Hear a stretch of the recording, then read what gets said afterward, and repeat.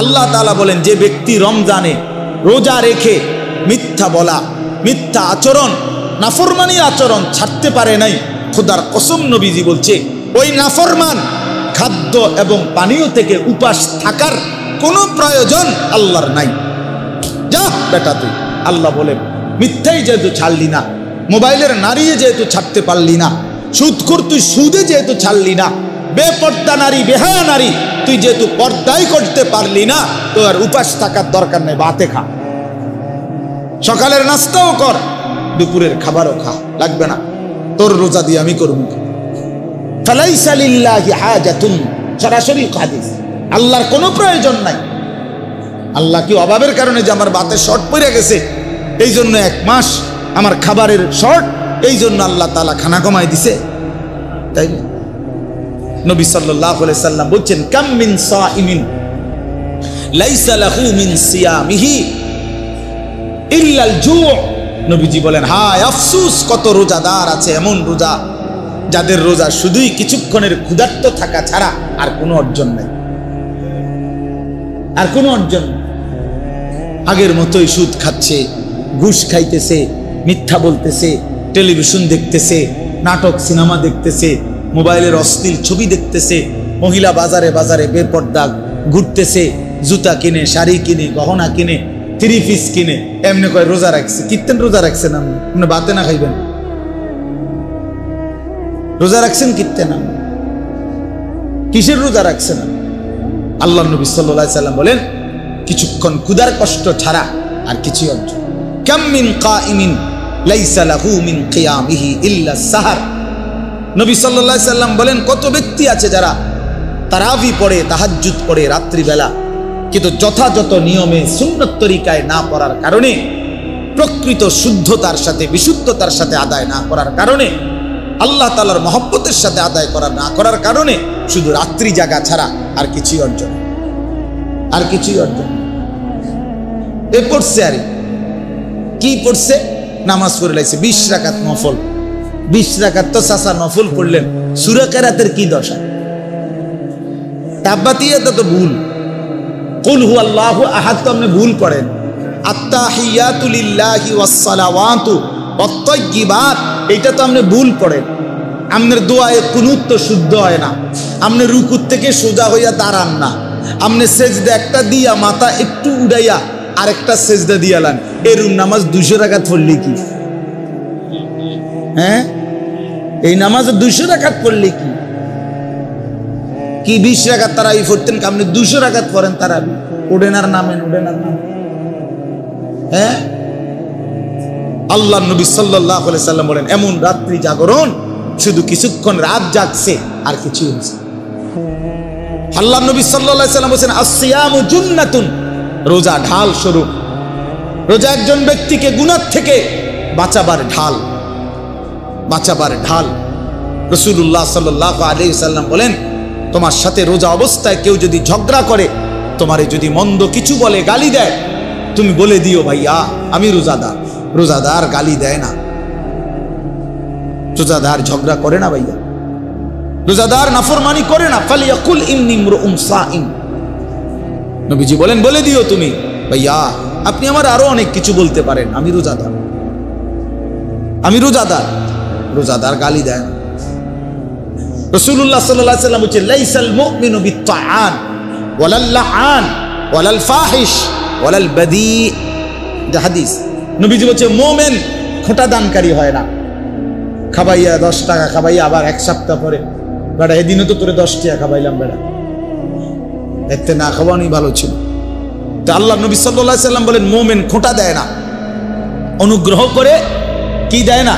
খোঁটা দেয়। ওয়ালাল লাআন, মুমিন কাউকে লানত দেয় না। ওয়ালাল ফাহিশ, মুমিন অশ্লীল কথা বলে না।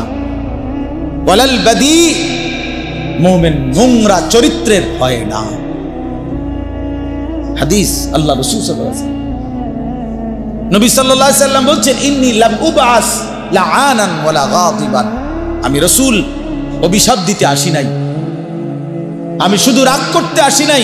ইন্নামা বুইসতু রাহমাতান, আমি রহমত হয়ে এসেছি, মানবতার কল্যাণের জন্য এসেছি।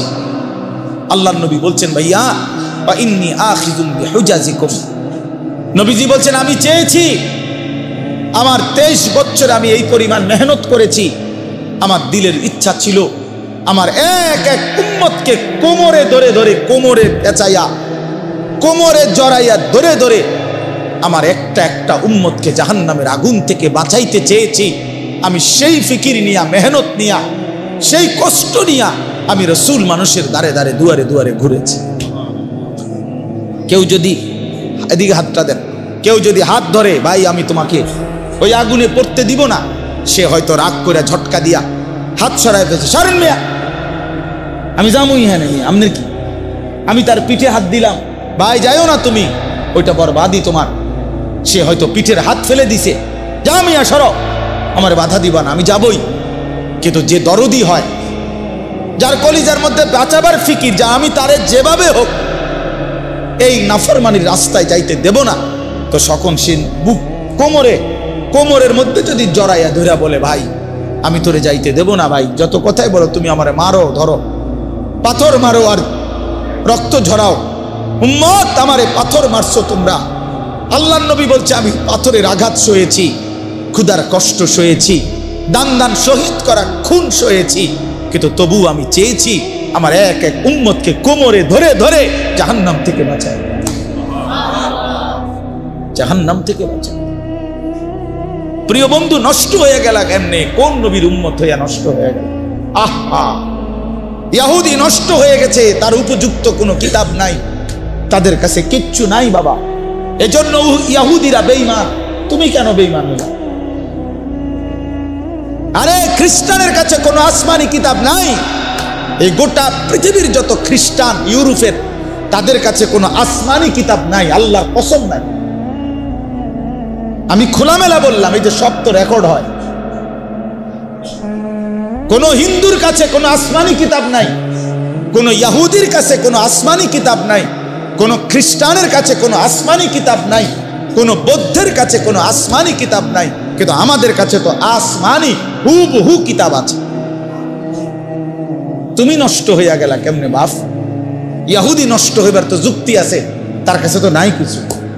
খ্রিস্টান নষ্ট হয়ে যাওয়ার তো যুক্তি আছে, তো মুসলমানের বাচ্চা তুমি নষ্ট হয়ে গেলা কেন? মুসলমান এত বড় চরিত্রহীন হয় কেমনে? মুসলমানের ঘরে জন্ম নিয়ে এত নারী দেখে কেমনে, এত ছবি দেখে কেমনে, এত উলঙ্গ দৃশ্য দেখে কেমনে? মায়ের পবিত্র মুসলমান মায়ের দুধ খাইয়া একটা সেজদাও দিতে চাও না, এক ওয়াক্ত নামাজ পড়তে মন চায় না, তুই মারে এত বড় অপমান কেমনে করলি না ফরমান? মারে এত বড় বেইজ্জতি কেমনে করলি না? তোর মাকে এত বড় অপমান কেমনে করলি? আহ, এই বন্ধুরা থাকবে না এখন, যারে লইয়া হাসো, মস্কারি করো, তোমার বন্ধু তোমারে খোঁচা দেয়, তুমি হাসো, হ্যাঁ, এই বাটফারে থাকতো না। তোমারে যখন ফেরেশতা লাথি দিব, তখন এই তোমার এই বন্ধু নামের এই বাটপাট, যে তোমারে নারী দেখাইছে, ছবি দেখাইছে, উলঙ্গ দৃশ্য দেখাইছে, জিনার আড্ডা, মদের আড্ডা, জুয়ার আড্ডায় দিছে, এই হাইওয়ান তোমার সাথে আর থাকবে না। যে জিন্দিগি ওয়াহি অনুসরণ করে না, আল্লাহর কথা, রাসূলের কথা, কোরআনের কথা, ওই জীবন কুত্তার জীবন। এই জন্য বেনামাজির জিন্দিগি কুত্তার জিন্দিগি। এই যে তোমরা যারা নামাজ পড়ো না, তোমাগো জিন্দিগি কুত্তার জিন্দিগি, মনে রাখো। আমি বললাম, কোরআন বলছে, তোমাদের যাদের কপালে সেজদা নাই, তোমার জীবন কুত্তার জীবন। হারামখোরের জিন্দিগি কুত্তার জিন্দিগি। আল্লাহর অবাধ্য নাফরমানের জীবন কুকুরের জীবন, কুকুরের জীবন। এবার আত্মপরিচয় মিলায় নাও, এখন তোমার ফয়সালা তুমি করো। এই পরিচয়ে যদি তৃপ্ত যে হওয়া হুজুরাই কুত্তায়, তো খালাস, ঠিক আছে, ঠিক আছে, অসুবিধা কি? নিজের পরিচয় নিজেই নিয়ে নিলা।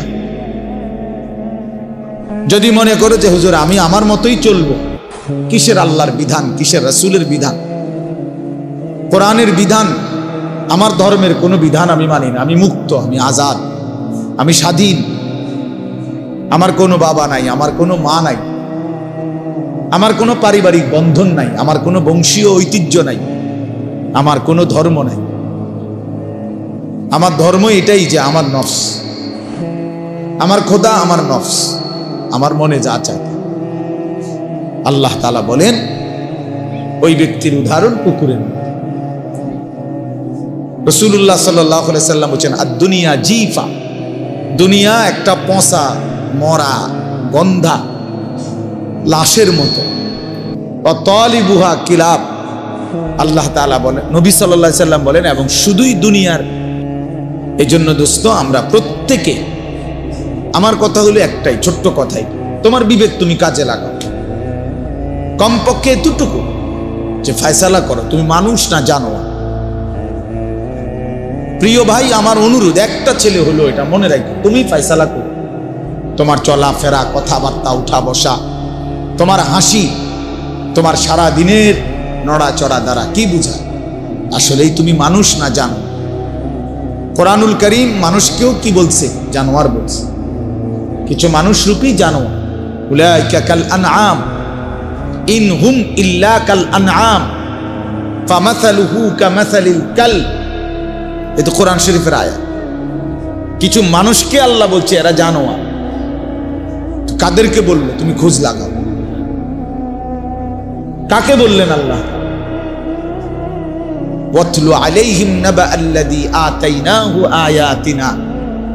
আল্লাহ বলেন বন্ধু তার কথা শুনেন, আমি তাকে আমার আয়াত দিয়েছিলাম, আমি তাকে আয়াত দিয়েছিলাম, ওহী দিয়েছিলাম। ফানসালাখা মিনহা, সে সেখান থেকে নিজেকে বিচ্ছিন্ন করে ফেলল। ফাআতবাআহু শাইতান, ফলে শয়তান তাকে অনুসরণ করল। এখন শয়তানই তার বন্ধু, তার সমস্ত পছন্দ অপছন্দ নির্ধারণ করে শয়তান। ফাকানা মিনাল গাবিন, আল্লাহ তাআলা বলেন ফলে সে পথভ্রষ্ট গোমরাহ এর অন্তর্ভুক্ত হয়ে গেল। এজন্য বাপ, নিজের কমপক্ষে কদর করা, এতটুকুও যদি কারো বিবেক না থাকে তো আর কি করা আছে? কমপক্ষে এতটুকু যে আমি আসলে কে, আমার ব্যক্তি পরিচয়টা কি। 1 মিনিট হলেও তোমার, আমরা গাড়িতে বসা থাকি, আমি 4:30 বাজে, বিকাল 4:30টায় লক্ষ্মীপুর থেকে রওনা দিছি। ওইখানে আমার বয়ান ছিল জোহরের পর, নোয়াখালী লক্ষ্মীপুর। তাইলে আমি শুধু আসর, মাগরিব আর এশা এখন এখানে পড়লাম। মাঝে শুধু এই 2 ওয়াক্ত নামাজ মসজিদে জামাতে পড়ছি, আর কোথাও আমি 1 কাপ চা খাইনি। একটানা এই রানিং আসছি এখানে ডাইরেক্ট। এখন আমার আরো একটা মাহফিল আছে। তাইলে আমার বলার উদ্দেশ্য হলো, এই পুরা 4.5 ঘন্টার সময় আমি অনেক কাজ করছি, অনেকগুলো মাহফিল ঠিক করে দিছি। আমার সকালবেলা কালকে ফ্লাইট ওমরার, আমার সমস্ত আত্মীয় স্বজনের সাথে আমি মোবাইলে কথা বলে নিছি যে আমি সকালবেলা 7টা বাজে চলে যাব ইনশাআল্লাহ। তো এর ফাঁকি দিয়ে আবার একটা কিতাব থেকে প্রায় 15-20 পৃষ্ঠা পড়ছি, তাফসিরে মাআরিফুল কোরআন থেকে একটু পড়ছি। এরপরে ফিকির করছি আর কি কি বাকি আছে আমার কাজ, কাপড় চোপড় গুছানো, ব্যাগ ট্যাগ গুছানো, সফর, কালকে উমরায় সফর, আল্লাহর ঘরে যাব ইনশাআল্লাহ। তাইলে ভাইয়া, একজন মানুষ তো তার জিন্দিগি হবে কমপক্ষে ফিকির করা চাই যে আমি আসলে কি করতেছি, আমার কি বাকি আছে। একেবারে সারাক্ষণই হাসে, সারাক্ষণই লাফায়, ফাল মারে, সারাক্ষণই মোবাইল দেখে, এটা কি পাগল? এরকম পাগল মানুষ হয় কেন ভাইয়া? একেবারে বুঝি মানুষের সারাক্ষণ মানুষের শাহওয়াত, মানুষের যৌন চাহিদা, আকর্ষণ, নারীর আসক্তি, মোবাইলের আসক্তি কোনো সময় ছুটবে না। এটা আমাদেরকে আল্লাহ তাআলা 24 ঘন্টা নারীর লোভ, মোবাইলের লোভ, ছবির লোভ এজন্যই বানাইছেন। এই 24 ঘন্টা তোমার ভিতরে বুঝি শুধু এই একটাই ফিক্র, সারাক্ষণ বুঝি একই কাজ, শাহওয়াত। সারাক্ষণই বুঝি মানুষে বন্ধুদের আড্ডা দেয়, সারাক্ষণই বুঝি মানুষে লাফায় ফালায়। এটা কোন কথা? কি কথা? এটার কারণটা কি? প্রতিদিন একই রকম। একদিনও মনে পড়বে না যে আমারে কেউ বানাইছে কিনা, একদিনও মনে পড়বে না আমার কোনো সৃষ্টিকর্তা আছে কিনা, আমাকে কেউ বানাইলেন কিনা, তিনি আমার কাছে কিছু চাচ্ছেন কিনা, আমি যার কাছে ফিরে যাব কিনা। আহা, কোরআনুল কারীমের মধ্যে আল্লাহ তাআলা বলছেন, বান্দা বিশ্বাস করো আর না করো তোমাকে ফিরে আসতে হবে, খেয়াল করো আর না করো তোমাকে মরেই যাইতে হবে। বা ইলাইহি তুরজাউন, আল্লাহর নিকটেই তোমাদেরকে ফিরে আসতে হবে। ইলাইয়াল মাসির, আল্লাহ বলেন আমার কাছেই তোমাদের প্রত্যাবর্তন। ইলা রাব্বিকা মুনতাহাহা, কোরআন শরীফ আল্লাহ বলে তোমার রবের নিকটেই তোমার শেষ ঠিকানা। ইলা রাব্বিকা ইয়াউমা ইদিনিল মুস্তাকার, আল্লাহ বলে তোমার রব আল্লাহর কাছেই তোমার আখিরি ঠিকানা। একদিন তোমাকে রবের সামনে দাঁড়াইতেই হবে, দাঁড়াইতেই হবে। হাসো কিংবা কাঁদো, ফুর্তি করো আর চোখের পানি ফেলো, সারা রাত মদ নারী ছবি উলঙ্গ দৃশ্য দেখো, আর তাহাজ্জুদ সেজদা তেলাওয়াত আল্লাহর কোরআন পড়ো, যেটাই করো যাইতে হবে। ভালোটা নিয়েও আল্লাহর সামনে দাঁড়াইতে হবে, মন্দ নিয়েও আল্লাহর সামনে দাঁড়াইতে হবে। কুল্লুহুম আতিহি ইয়াউমাল কিয়ামাতি ফারদা, আল্লাহ তাআলা বলেন তোমাদের সকলকেই আল্লাহর সামনে কিয়ামতের দিন একজন একজন করে উপস্থিত হইতে হবে। এজন্য দোস্ত, নওজোয়ান বাপ ভাই, বয়স্ক বাবা, আমি আপনি সবাই আমরা এতটুকু বিবেক কাজে লাগানো উচিত, একটা হিসাব বুঝাপড়া করা উচিত। দুনিয়া বাদ দেওয়ার দরকার নেই। সকালে আমি আবার এই ব্যস্ততার ভিতরে আমি লক্ষ্মীপুর যাওয়ার পথে আমার বাসার পূর্ণ বাজার করে দিয়ে গেছি, নিজেই বাজার করছি, বাজার দিয়ে এরপরে আমি গেছি। তার মানে আমি এটার উদ্দেশ্য না যে আমি যেন ওয়াজে করে বাজার বাদ না, সংসার হবে, অসুবিধা কি? বাজার হোক, ব্যবসা হোক, কামাই হোক, রোজগার হোক, স্ত্রী সন্তানের সংসার হোক, কোনো সমস্যা নেই। কিন্তু আখেরাত টোটালি ভুলে যাওয়া, এ কির দোয়ানদারি, এ কিসের জিন্দিগি, এ কেমন জীবন ভাইয়া? এক ওয়াক্ত নামাজ পড়তে মন চায় না। এত বড় জানোয়ার মানুষের বাচ্চা কেমনে হয়? এক ওয়াক্ত নামাজ পড়তে মন চায় না মানুষের বাচ্চা, মুসলমানের বাচ্চা এত বড় জানোয়ার কেমনে? ছি ছি ছি ছি। কয়জন নামাজ পড়ছো এশার নামাজ? আমি জানি না, আমি দাঁড় করাই। কোন লজ্জায় আল্লাহর ঘরে ঢুকছো? বেশরম।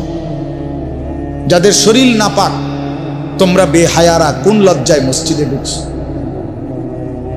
যারা ঠিক মতো পেশাব করে পানি নাও না, যারা প্রস্রাব করে টয়লেট পেপার ব্যবহার করো না, তুমি তো অসভ্য, তুমি তো অসভ্য, তুমি তো অপবিত্র, তুমি তো নাপাক। আর নাপাক কেমনে মসজিদে ঢুকো? কেমনে ঢুকলা? একবার কলজা কাঁপে নাই? বিবেক জাগে নাই? এ তো আল্লাহর ঘর, এ তো রবের ঘর। বলো ভাই, কেমনে পারলা এত বড় চোখের সামনে আল্লাহর ঘর দেখে প্রতিনিয়ত আজান শুনে এত ইমাম, এত আলেম, এত মুয়াজ্জিন, এত মসজিদ, এত মাদ্রাসা, এত তালিবে ইলম, এত হুজুর, এত পাঞ্জাবি টুপিওয়ালা দেখেও একটা বারো ভাবে না যে কিরে এরা কি করে, আমি কি করি? এরাও মুসলমান, আমিও মুসলমান, তাহলে আমি কি জাতের মুসলমান? আমি এক ওয়াক্ত নামাজ পড়ি না, আমার এক ওয়াক্ত নামাজ পড়তে মনই চায় না, আমি এত বড় অমানুষ কেমনে হইলাম? এত বড় অমানুষ কেমনে? এত বড় হাইওয়ান আমি কেমনে হইলাম?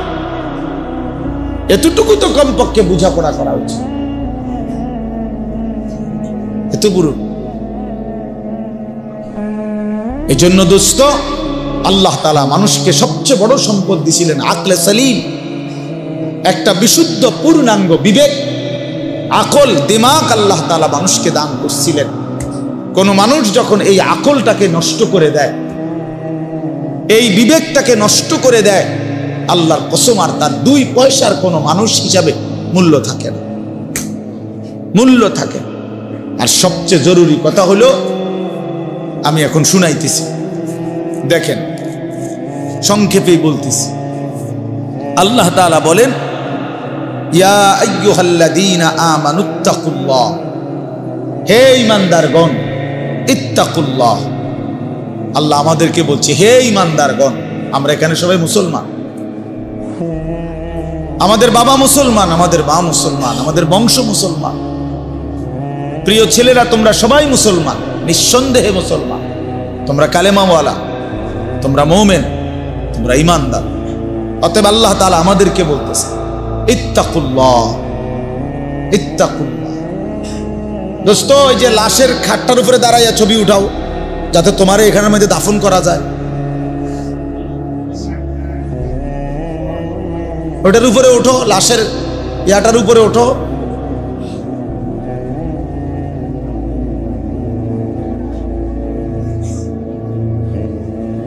আমি ছেড়ে দেওয়ার মানুষ না, এটা সবাই জানে। আমি শক্ত মানুষ, কারণ আমি আগেই তো বলছি, বললাম না আমি জনপ্রিয়তা দিয়ে কি করব? আমি তো ইলেকশনে দাঁড়াইছি না, কাজে আমার অনেক শ্রোতা দিয়ে আমি করবোটা কি? অনেক মানুষ হয়েছে তো কি, আমার কবর রাজাব মা তো 10 লাখ মানুষ হয়েছে, তো এরপরে কবর রাজাব মাফ আমার, তাই এই জন্য দোস্ত এটা ভাবা উচিত। বিবেকহীন অনেক শক্ত মানুষের অনেক ছেলে পেলে তোমরা অব্যাহত গুনাহ এবং নাফরমানি তোমাদের কলিজা পাথর বানিয়ে ফেলছে, তোমাদের দিল পাথর বানিয়ে ফেলছে। আল্লাহ নবী সাল্লাল্লাহু আলাইহি সাল্লাম বলছেন, একেবারে স্পষ্ট হাদিস আছে যে কিছু মানুষের অন্তর কাল কুজে মিরবাদান, মানে আমি বুঝানোর জন্য এটা দিয়ে বুঝাই এলাম আর কি। এই যে এই বোতল এইটা এরকম উল্টানো, মানে জগ, গ্লাস, মগ।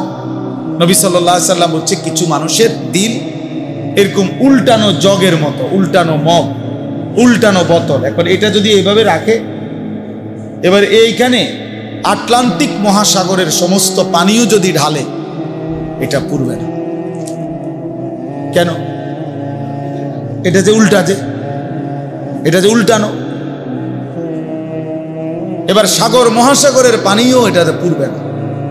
এই আল্লাহ নবী সাল্লাল্লাহু আলাইহি সাল্লাম বলেছেন কিছু নাফরমানের দিল এরকম উল্টানো, ফলে আর কোনো ওয়াজ, কোনো নসিহত, কোনো কোরআন, কোনো সুন্নাহ, কোনো চোখের পানি, কোনো আহাজারি, কোনো আলেমে দ্বীন কারো কোনো কথা ওই দিলে আর ঢোকে না। ঢুকবে কোথায়? এটা তো উল্টা, পুরাটা উল্টা, পুরাটা উল্টা। এজন্য প্রিয় নওজোয়ান, আবারও বলছি, বিবেক কাজে লাগাও। তুমি পাগল না, তুমি ছাগল না, তুমি ইনসান। তুমি গরু ছাগল না ভাইয়া, কুকুর বিড়াল না, তুমি মানুষ। আত্মমর্যাদা যার আছে, আত্মসম্মান যার আছে, তাকে সামান্যতম বললেও তার প্রেস্টিজে লাগে যে আমারে এত বড় কথা বললো। হ্যাঁ, কেন বললো? আমার এমন কাজ আমি কেন করব যে কাজের কারণে আমি কথা শুনতে হলো? তো আল্লাহ তাআলাই তো বললেন যে তোর জীবন কুকুরের জীবন। এবার তো প্রেস্টিজে বাজা উচিত, আত্মসম্মানে লাগা উচিত যে হায় কি আচরণের কারণে আল্লাহ আমারে কুকুর বললেন, আমি কেন সেই আচরণ করব?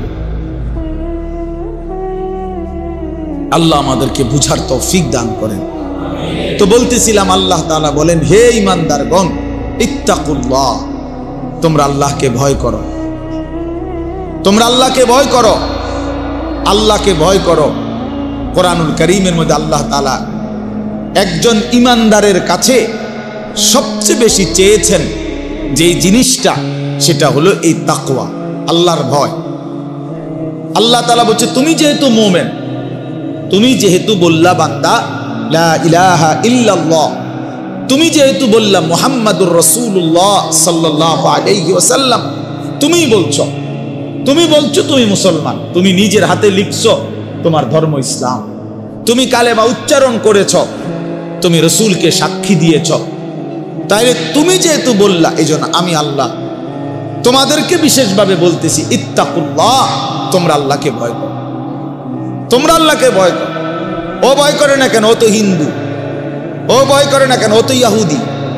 ও ভয় করে না কেন? ও তো খ্রিস্টান, ও তো নাস্তিক, ও তো মুরতাদ, ও তো আল্লাহদ্রোহী, সে তো আল্লাহকে স্বীকারই করে না। তার আবার ভয়ের কি আছে? কিন্তু তুমি তো মুমিন, আল্লাহ বলেন তুমি তো ঈমানদার, অতএব তুমি আল্লাহকে ভয় করো, তুমি আল্লাহকে ভয় করো। কোরআনুল কারীমের মধ্যে সমস্ত ঈমানদার মুমিন মুসলমানের কাছে আল্লাহ তাআলার প্রধানতম চাওয়া এটা তাকওয়া। ঈমানের পরে কোন ব্যক্তির কাছে আল্লাহর দ্বিতীয় চাওয়া তাকওয়া, প্রথম চাওয়া ঈমান।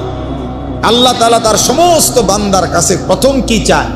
প্রথম চায় বান্দা আমার কালেমা গ্রহণ করো, আমার কালেমা গ্রহণ করো, লা ইলাহা ইল্লাল্লাহ মুহাম্মাদুর রাসূলুল্লাহ, এই কালেমা গ্রহণ করো, ঈমানের সাক্ষ্য দাও, কালেমার সাক্ষ্য দাও, ঈমানের এলান করো, এটা আল্লাহ প্রথম চায়।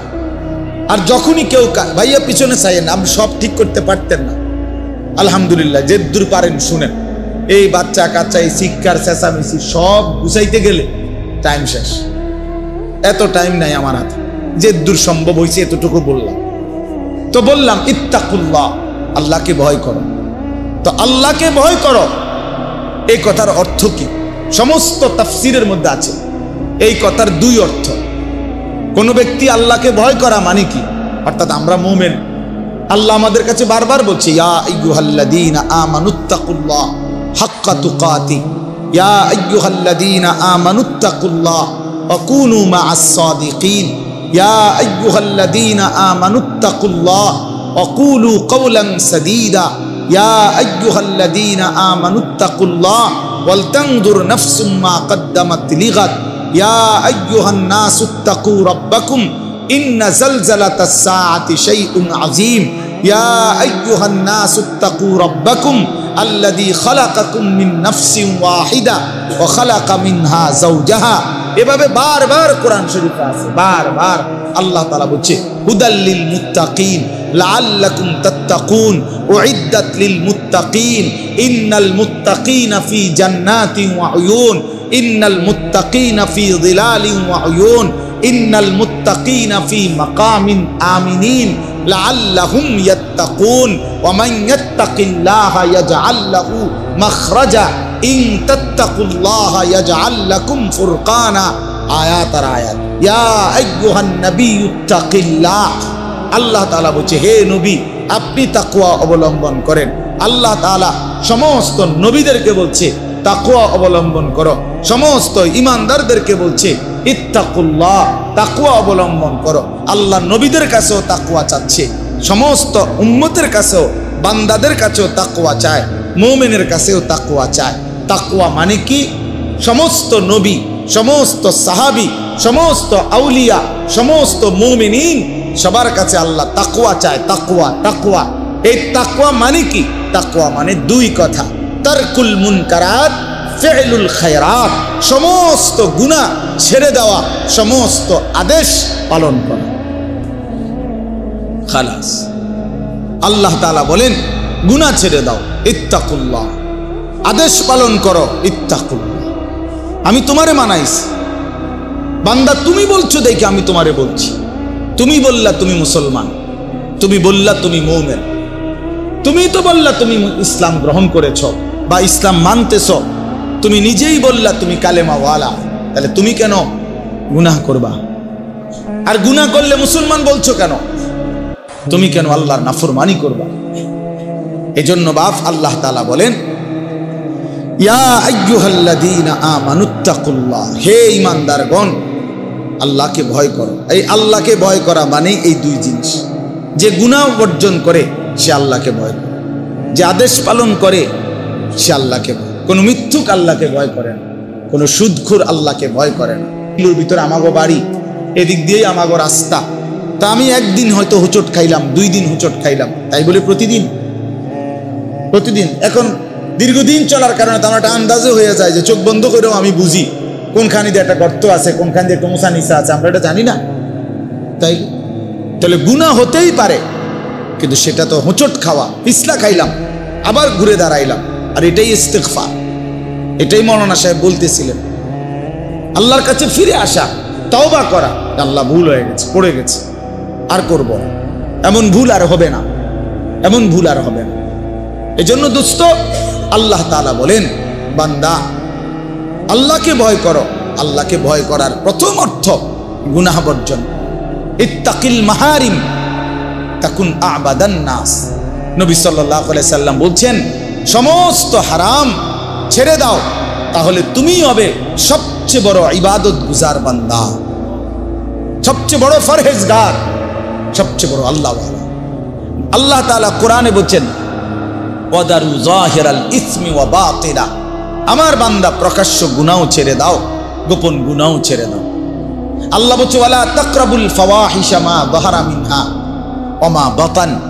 আল্লাহ বলছে, বান্দা অশ্লীলতা, বেহায়াপনা, অসভ্যতা, নোংরামি, নারীকে কেন্দ্র করে যাবতীয় অশ্লীলতা, বেহায়াপনা, এই নাচ গান, নারী ছবি, জিনা, ব্যভিচার, অবৈধ কামনা বাসনা, আল্লাহ তাআলা বলেন এর প্রকাশ্যেও কাছে যেও না, গোপনেও কাছে যেও।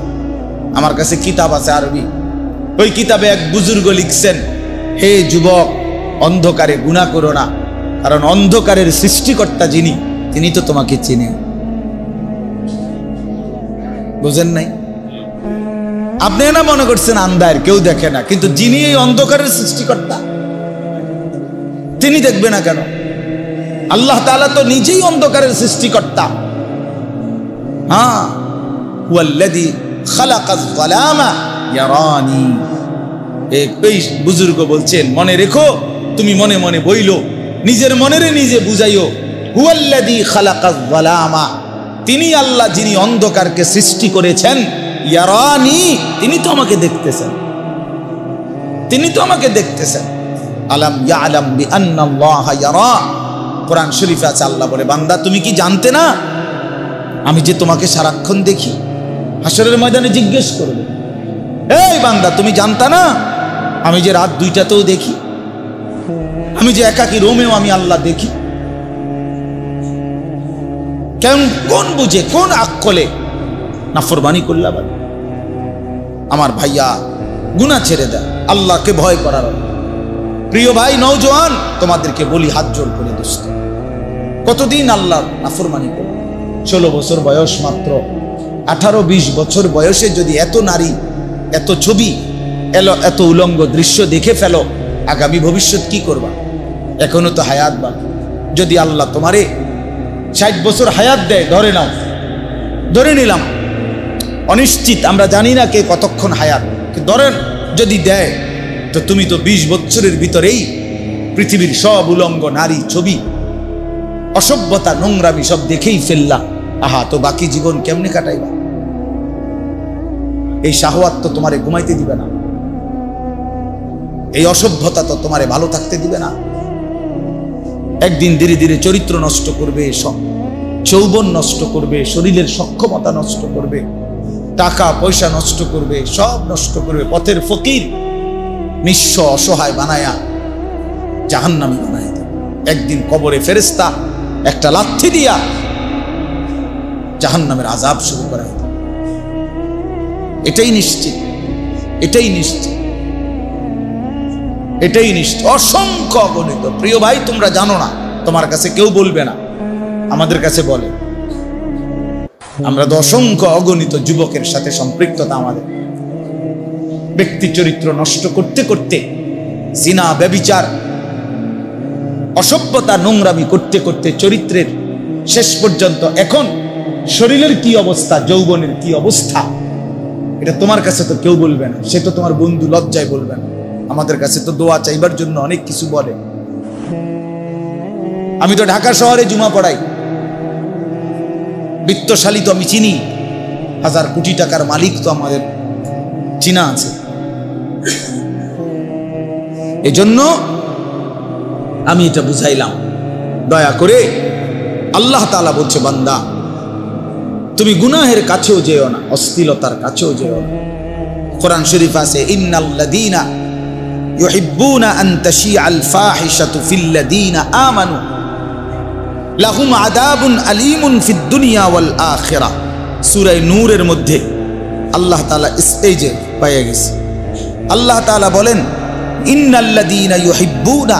দেখো ভাইয়া, কোরআনুল কারীম আল্লাহ বলছে, নিশ্চয়ই ঈমানদার মুসলমানের সমাজে যারা অসভ্যতা, অশ্লীলতা, ফাহিশ ছড়িয়ে দিতে পছন্দ করে, আল্লাহ বলেন লাহুম আযাবুন আলীমুন, তাদের জন্যই রয়েছে অত্যন্ত ভয়ানক আযাব।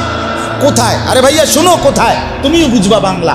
ফিদ দুনিয়া ওয়াল আখিরা, খোদার কসম, কোরআনের আয়াত, ফিদ দুনিয়া ওয়াল আখিরা। তাহলে আল্লাহ বলেন ওই অসভ্যদের জন্য, ওই চরিত্রহীনদের জন্য, ওই লম্পটদের জন্য, ওই জেনাকারী, ব্যভিচারী, এই নারী লুবি, জেনাকার, এই অসভ্য, তার জন্য দুনিয়াতেও রয়েছে আযাব, আখিরাতে রয়েছে আযাব। ফিদ দুনিয়া ওয়াল আখিরা, কি আজীব কথা। হ্যাঁ, তখন একাকিত্বে কাঁদবা, যেদিন দুনিয়াতেও বেইজ্জতি হবে, সেদিন আর ফিরে আসবার সময় হবে। আল্লাহ তাআলা মানুষের যৌবনকে শ্রেষ্ঠতম সম্পদ দান করেছে। কোরআন শরীফের সূরা রুমের মধ্যে আছে, আল্লাহ বলছেন একমাত্র মানুষের জীবনের শক্তি আমি দিয়েছি শুধু যৌবন। ছোটবেলা দুর্বল, বৃদ্ধকাল দুর্বল, মাঝখানে তাইলে শক্তি কোথায়? আল্লাহ বলছে যৌবন। কোরআন শরীফের আয়াত, আল্লাহুল্লাযী খালাকাকুম মিন দুফিন সুম্মা জাআলা মিন বা'দি দুফিন কুওয়া সুম্মা জাআলা মিন বা'দি কুওয়াতিন দুফান ওয়া শাইবা। আল্লাহ বলেন আমি মানুষকে সৃষ্টি করেছি প্রথমত ছোটবেলায় দুর্বল, এরপরে বয়স যৌবনকালে দিয়েছি শক্তি, কুওয়াত, আবার যৌবন শেষে বৃদ্ধকালে দিয়েছি দুফ, দুর্বলতা, ওয়া শাইবা, এবং বৃদ্ধকালে। এজন্য আল্লাহ তাআলা বলেন শক্তি তো আমি দিয়েছিলাম যৌবনে, সক্ষমতা দিয়েছিলাম। এক যুবকের রাত নাই, দিন নাই।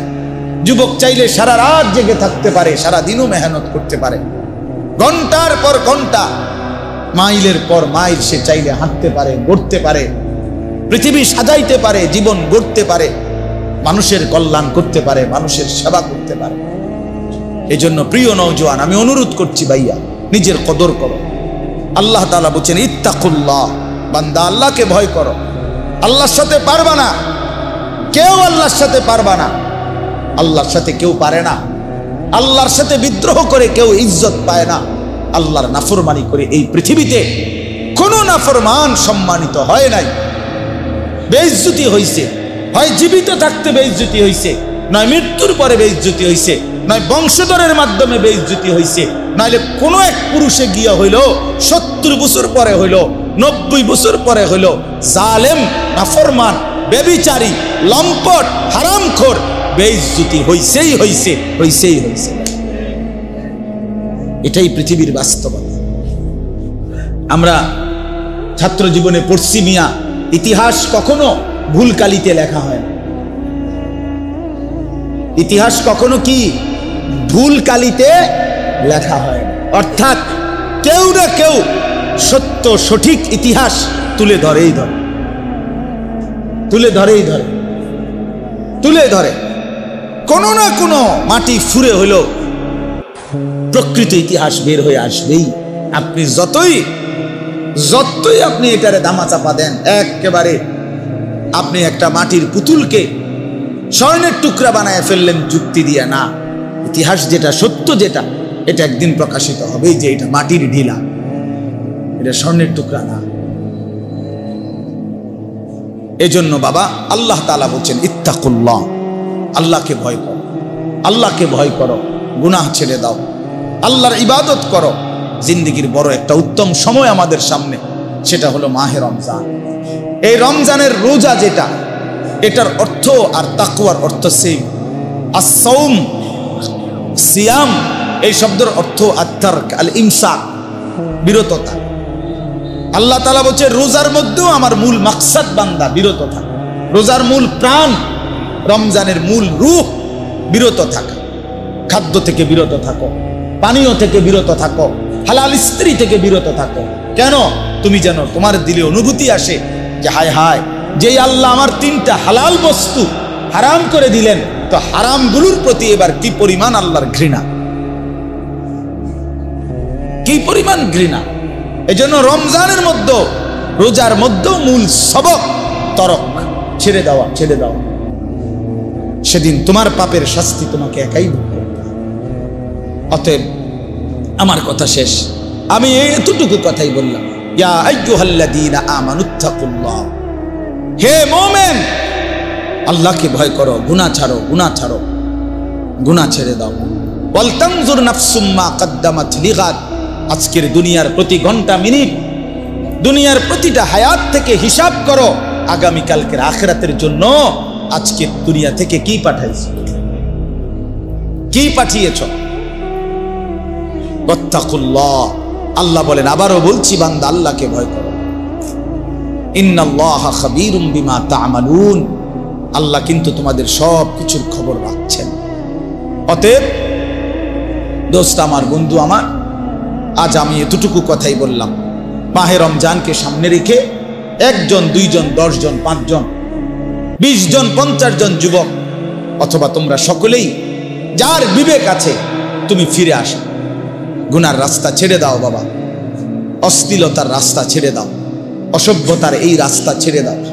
এই নারী ছবি, এই মদ জুয়া, এই অশ্লীলতা, মোবাইলের এই 24 ঘন্টার আসক্তি খোদার কসম সুখ দেয় না, অতৃপ্তি বাড়ায়, অতৃপ্তি বাড়ায়, বারবার দেখতে মন চায়, সারাক্ষণ আরো নারী, আরো ছবি, আরো জিনা, আরো বেবিচার, নেশা বাড়ায়, বারবার তোমারে তৃপ্ত করবে না, সুখ দিবে না। তোমরা যাদের চুল, বাবা তুমি মুসলমান, আরেকবার আমার অনুরোধ রাখো, তুমি তো মুসলমানের ঘরে জন্ম নিস, তুমি ইহুদির বাচ্চা না, ইহুদির মতো চুল রাখলা কেন? তুমি তো কাফেরের বাচ্চা না, তুমি তো ইমানদারের বাচ্চা। তোমার বাপকে কেন তোমার অপছন্দ হইল?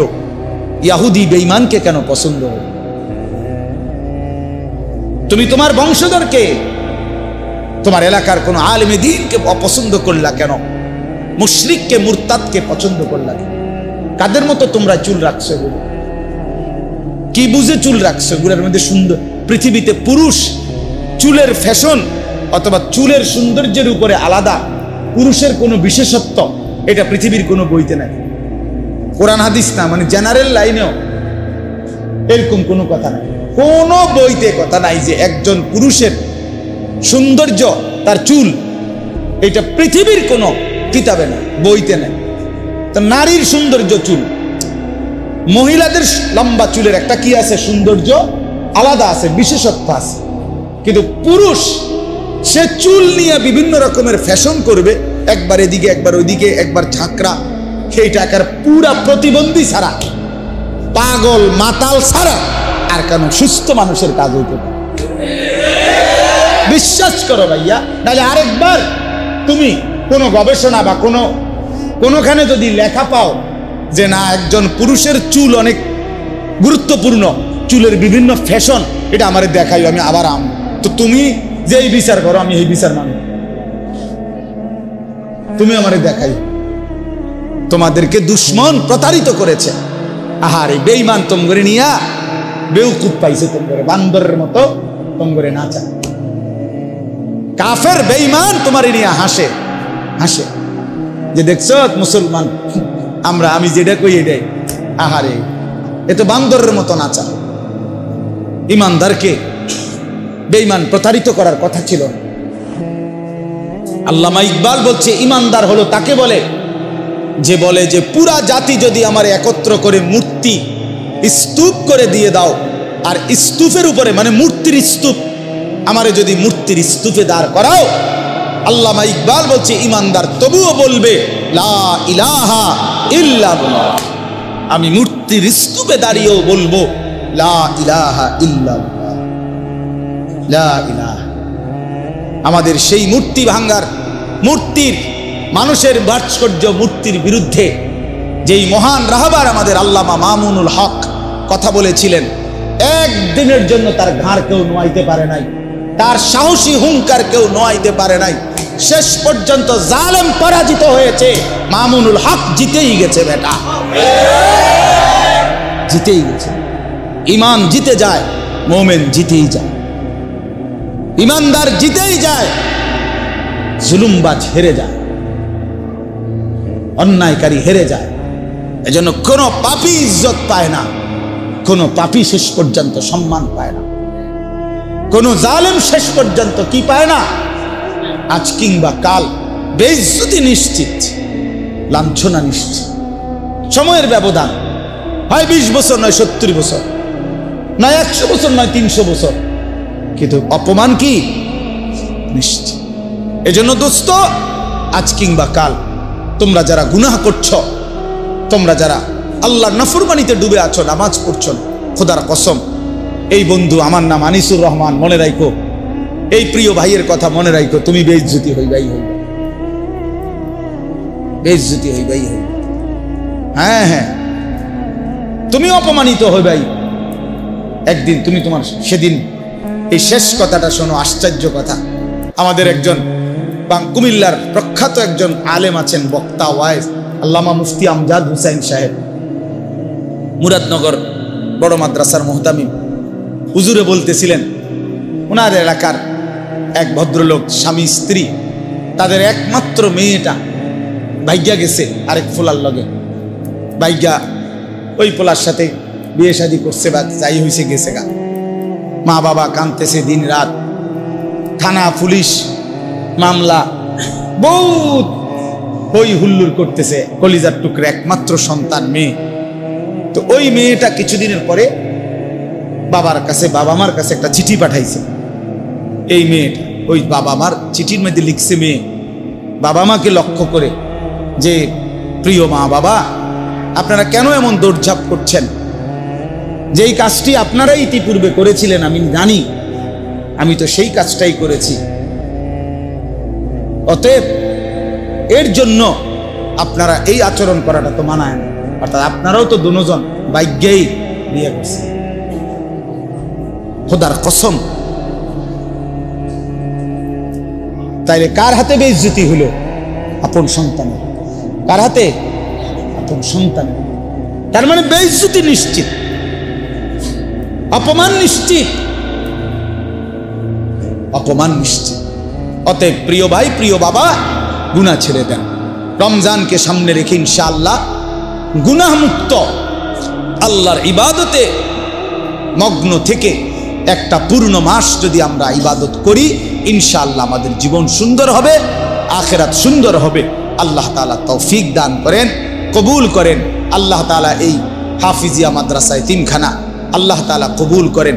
শুরু থেকেই আলহামদুলিল্লাহ আমাদের আশা হয়, আমার প্রিয় ভাই হাফেজ ইয়াসিন, মাওলানা ইয়াসিন ভাই, আলহামদুলিল্লাহ ইয়াসিন ভাই আমার সাথে যথেষ্ট সম্পর্ক রাখে, আমারে খুব বেশি মহব্বত করে যে কয়েকজন মানুষের মধ্যে উনি একজন। তো আলহামদুলিল্লাহ এই মহব্বতের দাবিতেই আসছি। আমরা সবার জন্য দোয়া চাই, দোয়া করি। আমার জন্য দোয়া করবেন সবাই, তোমরা ছেলেরাও দোয়া করবে, আমরাও তোমাদের জন্য আল্লাহর ঘরে গিয়েও ইনশাআল্লাহ দোয়া করব। ইনশাআল্লাহ আল্লাহ তোমাদের দিন দান করেন। তোমরা যদি সুন্দর হও, চরিত্রবান হও, তোমরা যদি সেজদাওয়ালা হও, খোদার কসম ইনশাআল্লাহ সারা পৃথিবীতে ইসলামের পতাকা উড়বে, কালেমার পতাকা উড়বে। আগামীর ইসলাম তোমাদের দিকে তাকায় আছে, মজলুম মা তোমার দিকে তাকায় আছে, মজলুম বোন তোমার দিকে তাকায় আছে, নির্যাতিত সন্তান আহাজারি করছে, আহাজারি করছে সারা পৃথিবীতে। অতএব ইনশাআল্লাহ কিশোর নওজোয়ান যদি হিম্মত করে, ইসলামের বিজয় হবেই ইনশাআল্লাহ।